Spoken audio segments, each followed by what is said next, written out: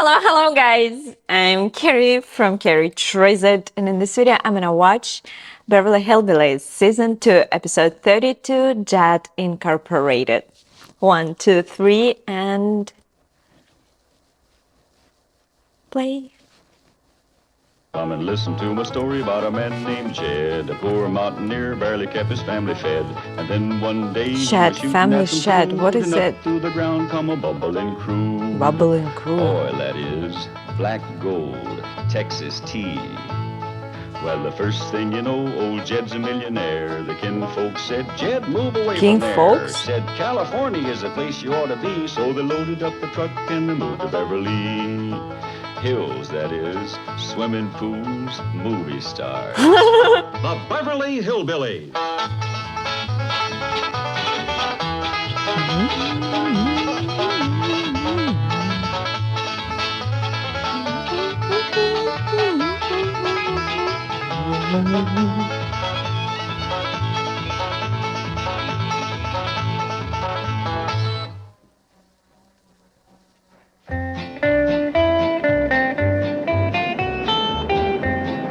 Which of these names do you like best for Mr. Clampett's corporation? Jedco, Jed Clam, Clamco, or JDC Incorporated? I like Clamco Incorporated. It has a nice sound to it. Then Clamco Incorporated it is. Now let's see. Jed will be president. Granny can be vice president. Ellie Mae, secretary treasurer. That leaves Jethro. What do we do with him? Here's an idea. I'll marry him. I was gonna say. Well, if I may say so, Chief, he'd make a far better husband than he would a corporation executive. This corporation is just a formality for tax purposes. I'll continue to make all the decisions and all the investments just as I have in the past. Well, what will the Clampetts do? Attend a board of directors meeting twice a year. Slow down, you're coming to the president's driveway.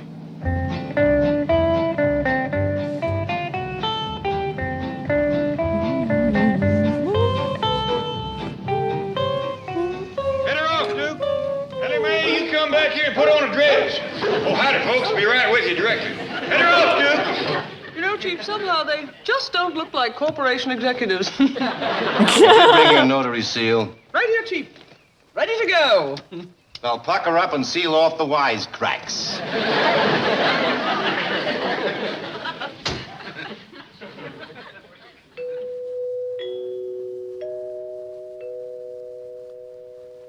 There goes that spook, playing music in the walls again.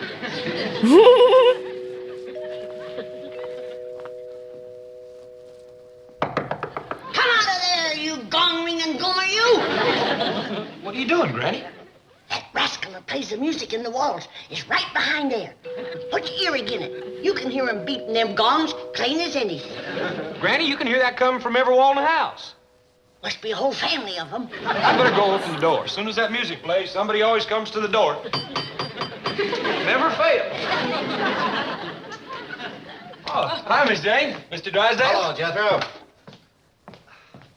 You just missed Jed. He's out shagging Ellie. Yes, we saw them. Well, come in and have a cup of coffee whilst you're waiting. Oh, thank you. How are you, Jethro, you muscular swain? Oh, I'm what'd you call me? A muscular swain. That is a compliment. Oh, well, you're a muscular swain, too. I've had worse compliments. You know, Jethro, the month of betrothal will soon be here. It will? Yes, it follows May. April? May? No, ma'am, that's June. Good to see you, Mr. Drysdale. I'm sorry I couldn't stop before. Quite all right. Did you catch Ellie Mae? No, but Duke's got a tree. Quick as I get my second wind, I'll climb up there and fetch you down. Well, now, if you can take a little time away from treeing your daughter, I'd like you to become president of Clamco. Oh, no, thanks, Mr. Drysdale. I ain't much of politics. Politics? Besides, I don't even recollect where Clamco is. You, Granny? I think it's down in Pike County, Jed, near Flat Rock. No. Clamco is right here in Beverly Hills. Well, now, you see, best forget it for sure, because folks out here never vote for me for president. Jed ain't fancy enough for city folks. And if it come to making speeches, I'd be plumb pitiful. Mr. Clampett, you don't have to win an election. Clamco is a corporation, and you are its president by virtue of being the majority stockholder. Here they are. Sit down, Granny. Jethro, you too, Miss Hathaway. I have a feeling I'm going to need all the help I can get in explaining what a corporation is. Well, Everybody ready? Yes. Yep. Very well. Start explaining, Miss Hathaway.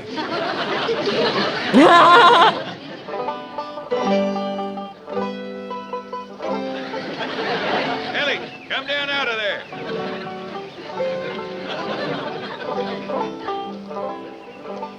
Now, Ellie Mae, it just don't seem fitting for the president of a big corporation to have to get his secretary out of a tree. Who are you talking about? I'm talking about you and me. Now, come on down here and I'll tell you more. I'm coming down, Paul. Are you sure enough going to be the president of a big corporation? Mm-hmm. And am I sure enough going to be your secretary, Paul? Ellie Mae, you're going to be secretary for the whole corporation. I'm the president, Granny is vice president, and we decided to make Jethro treasurer because he knows so much about ciphering.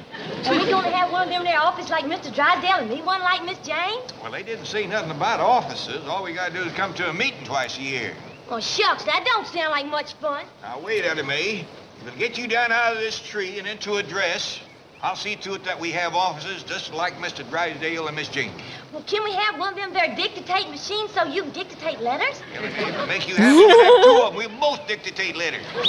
Let's go.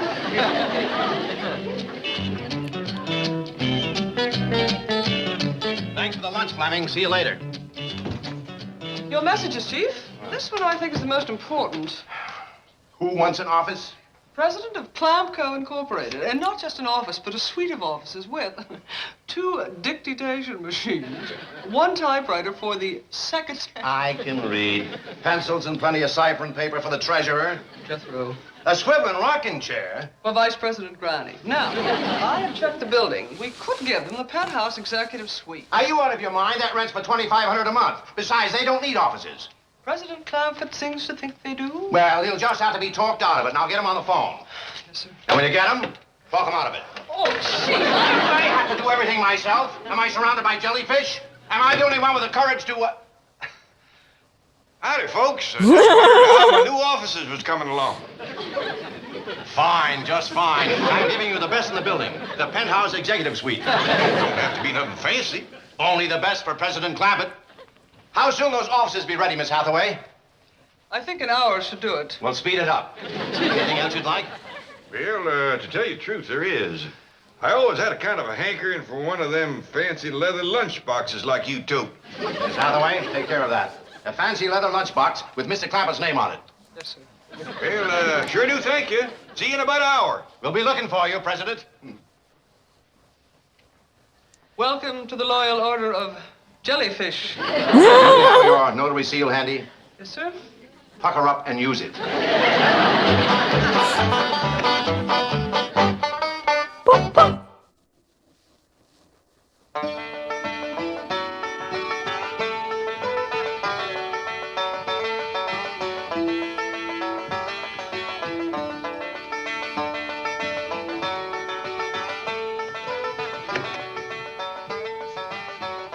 Granny, you are gussied up to a fare thee well. Don't you forget it, boy. I am the vice president of a big corporation. Yes, ma'am. Confidentially, Jethro, what does a vice president do? I ain't sure. Reckon we'll find out when we get down to the office. I reckon. What's that? Well, I don't know. Fella just delivered it for Uncle Jed. Open it up, Jethro. I think I know what it is. Yep. It's my new fancy leather lunchbox. You got my name on it.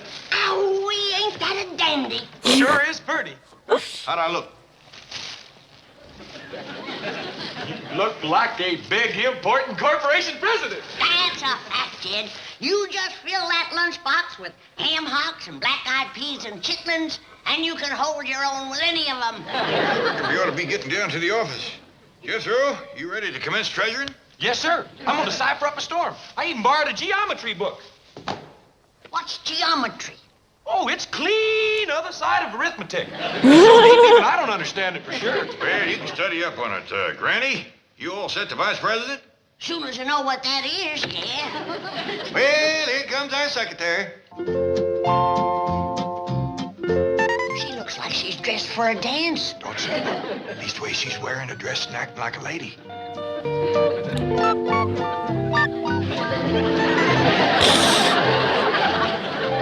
Hey, Paul, let's so we can commence the dictating something.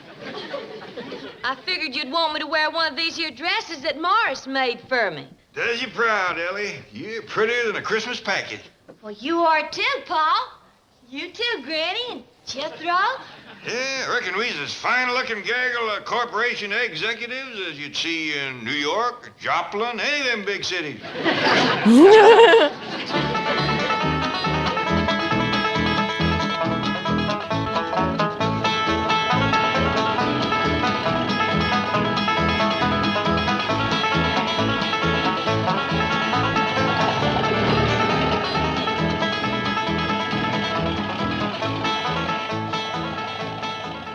Jed, why's all them people stopping and staring at us? Well, Granny, I reckon it ain't every day the folks along Wilshire Boulevard gets to look at a whole corporation in one bunch like this. Well, I wish them men would quit whistling at me. Yeah, it isn't mighty disrespectful, you being a vice president and all.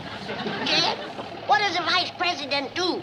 Well, Granny, quick as we get to the office, treasurer will look it up for you in one of them dictionaries, won't you, Jethro? If I can squeeze it in with my geometry. It's awful deep, Uncle Jed. Listen to this. The square of the hypotenuse of a right triangle is equal to the sum of the squares of the other two sides. Doggies, will you listen to that? What does it mean? You wouldn't understand it, Ellie Mae. You're just a secretary. What do you mean? Yeah, now, let's have no squabble between the secretary and the treasurer. Or you'll get swamped by the vice president. Hey, Granny, maybe that's what the vice president's supposed to do. Make the other officers behave themselves. I hope there's more to it than that. Well, Jethro will look it up for you. If I can find the time. The square of either side of a right triangle is equivalent to the difference between the square of the hypotenuse and the square of the other side. That's more geometry. We got ourselves a treasure and a half. Well, dictate something to me, Paul. Talking shorthand. When we get to the office and get to corporating, you'll have all the dictating you can swallow. Come in, slowing down, Jethro. Yonder's the bank. Yes, ma'am. The area of a circle is pi r squared. Dear sir, yours truly, Clamco Incorporated.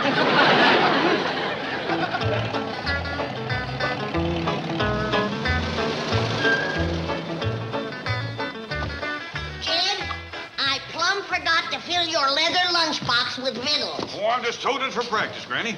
Well, whereabouts is our offices, Paul? Oh, Mr. Drysdale's giving us what they call a penthouse. Well, what's a penthouse? I reckon we'll find out directly. Come on, everybody.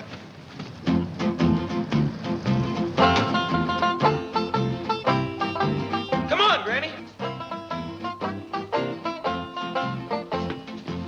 If this is a penthouse, you can have it. Come on back, Granny. Granny! Now, Jed, Come here. Jed, You come on back. I ain't going in there, Jed.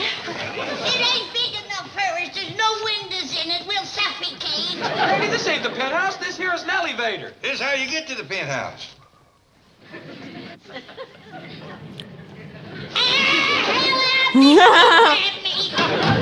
go of me. You want to revive me, you? Get your back, Jethro. Jethro! You put down, you big lubbage. Put me down. I ain't going in here. Come on in, Granny. It's all right. I changed my mind. I don't want to be no vice president. I want to go home.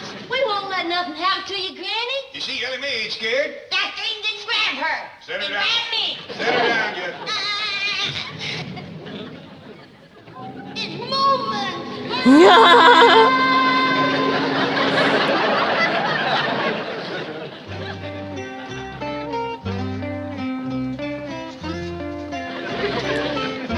Hey, Granny, why are you staying in there?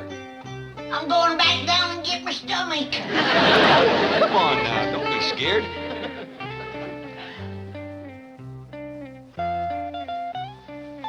What's Clamco Inc., Paul? Well, Clamco's the name of our corporation. Is we gonna make ink? We're all going to make Clamco's. Mr. Drysdale didn't say for sure. Look at Uncle Jed's name written on that door in gold. Jethro, I want you to get a hold of some paint. Put the rest of your names up there, same as mine. We's all in this corporation together. Not me. I quit when I was being yanked up in that oversized well bucket. I guess I can find me some stairs. I'm going home. Look, Granny, don't you want to stay and see your office? No, I don't. But I reckon I ought to stay and see that the rest of you is comfortable.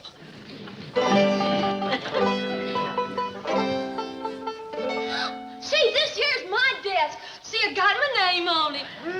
No, there's your dictating machine. Dictating something, Pa? Well, quick as we get settled and go to corporate, and I'll do that. Hey, Granny, looky here. Vice President Granny. Jethro, Granny says she's done quit. Now, when you take her home, you bring back a can of turps and wash her name off this door. Yes, sir. Now, just a doggone minute. Who's higher up? Vice President or Treasurer? Vice President, I reckon. Well, then there ain't gonna be no treasurer washing off no vice president from no door. Come see your office. Got your name on the door and everything. Hot diggity dog. Can't blame you for feeling proud, boy. Here's Treasure. Treasurer of a big corporation, not even out of the 6th grade. Well, I'm gonna work hard, Uncle Jed. Folks ain't gonna say I'm a success just 'cause I'm your nephew. That's the spirit, boy. Get in there and get the treasure. Yes, sir. Hey, Pa, wait till you see your office. It's a yellow speckled doozy. Private? That means can't nobody come in and bother you. Well, let's get that off of there right away. Can't do business without folks can come in and talk to me. Ain't this something, Pa? Sure enough is. Well, there's room in here for all of us. We don't need them other offices. Well, maybe when business gets to going, we'll need them. Yeah, I sure wish Mr. Drysdale would tell us what kind of business we're in. We're up high enough to be in the roofing business. Look down yonder. That's a long jump. I sure hope Granny don't try to leave without finding her stairs. Jed Clampett, I quit. Again? Ain't you happy with your office? I ain't happy with my job. That's it. I just had Jethro look up what that word vice means. And I ain't gonna be president of no such goings-on.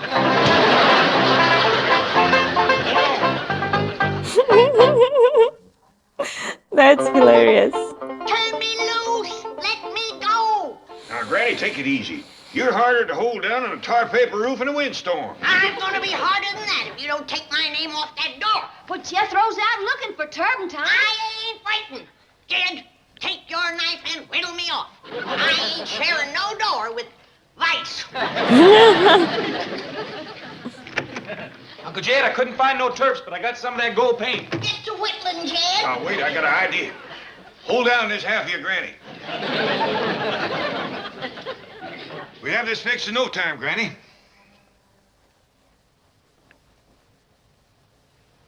There you are. Nice president.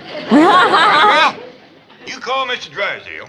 Tell him the president, secretary, and treasurer of Clamco, Inc. is rare to go to work doing whatever it is they're supposed to do. That's better.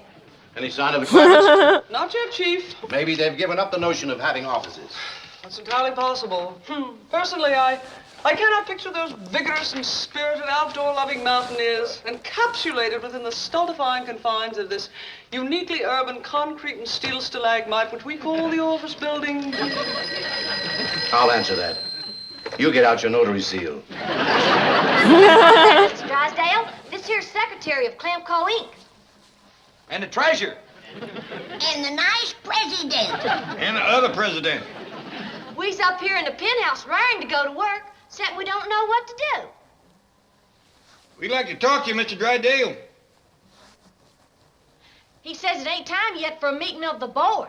Tell him we get bored quicker than city folks. Yes.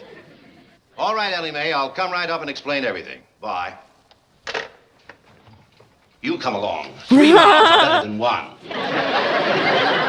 And so we see, from what I have pointed out, that the corporation tax picture is not only brighter from the standpoint of the maximum tax rate of 50% on corporate income as opposed to 77% on personal income, but also from the standpoint of the eventual possibility of attaining long-term capital gain upon the ultimate sale or dissolution of said corporation to wit, Clamco, Inc. Mr. Treasurer, you hear all that? Oh, yes, sir, every word. You understand it? No, sir, not a word. How about you, Miss Secretary? You understand it? No, sir, Paul. President. How about you? She lost me right after she stood up and cleared her throat. Miss Jane, that was a dandy speech. But I'm afraid that I didn't cut a whole lot of meat out of it neither. I suppose you understood it, Mr. Drysdale. Not a word. Oh, I'm kidding. But I can boil her 10-minute oration down to one simple statement. You'll be paying less money to the government. Now, I make a motion that we adjourn so you can go home and relax and leave all the high finance to us experts. Well, now, excuse me, Mr. Drysdale, but could I say something? Of course, what's on your mind? Well, now, I hear tell that the government needs a lot of money. Well, that's their problem. Our problem is to see that they don't get it from us. Why? Why? Well, everybody tries to avoid paying taxes. Why? Well, great Scott, man. That's the American way. Chief, perhaps you should explain to Mr. Clampett that it is perfectly legal to avoid taxes so long as we do not evade them. Right. In other words, Mr. Clampett, the government doesn't want you to pay any more tax than you have to. Well, now, if the government needs all this money and I got plenty, I don't mind giving it to them, especially since this country's been so good to me. Yeah, you That's bet. for sure. Well, the way to help this country is to put money in circulation. And that's exactly what Clamco is going to do. It is? Absolutely. That's what a prosperous business economy does. Puts more money into the hands of more people. Well, that makes a whole heap of good sense. I see you're getting the picture. Well, now, if you'll excuse us, we'll be getting back to the office. Well, thank you very much, Mr. Drysdale, for explaining it to us. It's a pleasure. Goodbye, sir. Bye. Or what? Well, I reckon we got our work cut out for us. We sure have. That's a fact. I'll say. What is it, Uncle Jed? That's what Mr. Drysdale said. We got to get more money into the hands of more people. Oh, yeah. He said that. How are we going to do it? Well, the first thing we need is money. Now, you and Ellie run down to the cashier, fella, and get a big heaping box of it. Come on, Jethro. Gentlemen, Clamco Incorporated, which I have the pleasure to represent as a director, is desirous of purchasing large parcels of income property. Hotels, apartment buildings, commercial property in your area. We have unlimited capital and we... Great Scott! Money! Falling from the sky, look! Chief, I hate to say this, but I think it's coming from the penthouse. Oh, no. They wouldn't. They couldn't. They would, they couldn't. They are!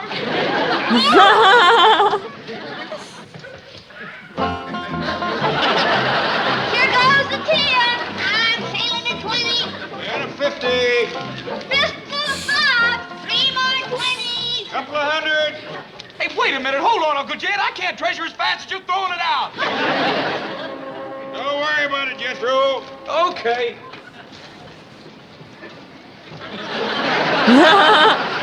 Diggity dog, we sure getting a lot of money into the hands of a lot of people. Compliments of Clamco Incorporated. Wait a minute. Them people's getting it all. How about the folks over on my side of the building? Help yourself, Granny. Load me up, Ellie.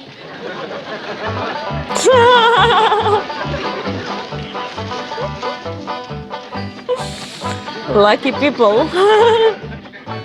Granny, what's going on up here? Prosperous economy. Come help me with my side of the building. Wait. Confidence of Granny. Granny, stop! You cannot throw money out the window. Not till I get some more. Here's some more, Granny. Step aside, everybody. Crowd's picking up real good. Give that a box of money, Jethro. Get bigger bills. It makes them much happier. Fun. Chief, cheer up. So they gave away $27,000. They can afford it. I know, but the way they did it, it's not deductible. Now Jed wants to dissolve the corporation.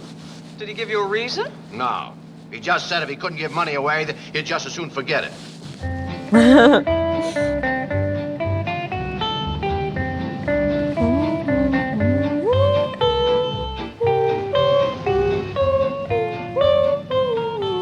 her off, Duke. Ellie, you come back here and put on a dress.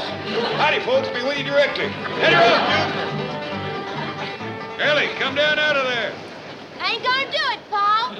Well, Chief, if I may venture an observation, it looks as though Clamco Incorporated is up a tree. Here's your notary seal. Pucker up. Exactly. And Clamco that wise mouth.